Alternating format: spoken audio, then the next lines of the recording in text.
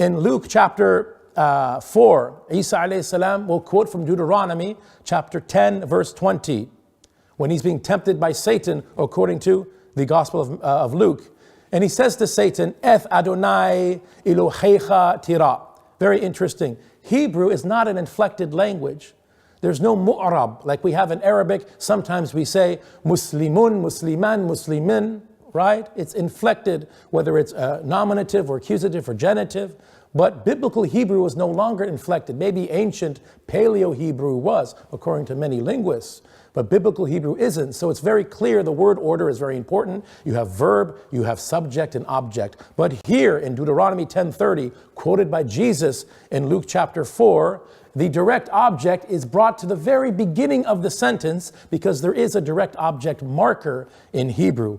What's the effect of bringing the direct object to the beginning of a sentence? This maf'ul muqaddam, it's called.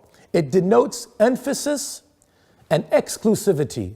For example, in Al-Fatiha, we don't say na'buduka wa nasta'inuka.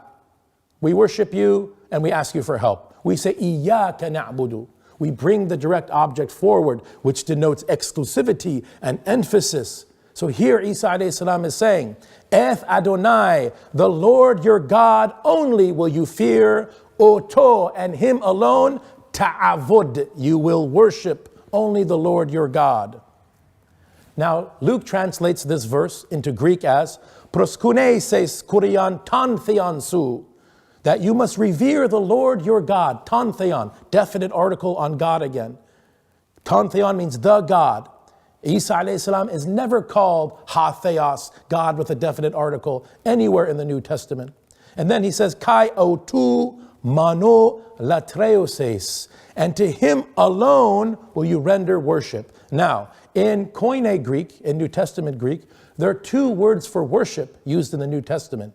The first word is proskuneo, which is a compound word that comes from the preposition pros, which means toward, and the word kuon, which means a dog. What do dogs do when they see their masters? They kiss their hands. So in the New Testament says that the disciples worshipped Jesus, usually how Christians will translate proskuneo. When the disciples quote unquote worshipped Jesus, like the King James Version says that, the Greek is proskuneo, which means they revered him, they respected him, they kissed his hand. In John chapter 9, Jesus heals a blind man. He sees him in the temple of Solomon later. And this man thanks Jesus, and the Greek says he made proskuneo towards him. Are we really to believe that a Jewish man inside the temple of Solomon is worshiping Jesus as God and committing idolatry? No. In fact, in the Bible, the same verb is used to show respect to Jewish high priests and angels. They are not being worshipped as God. The Hebrew avad, the verb avad, the cognate is abada ya'budu, is translated as latreuo in Greek. And this is the verb for worship that is only due to God.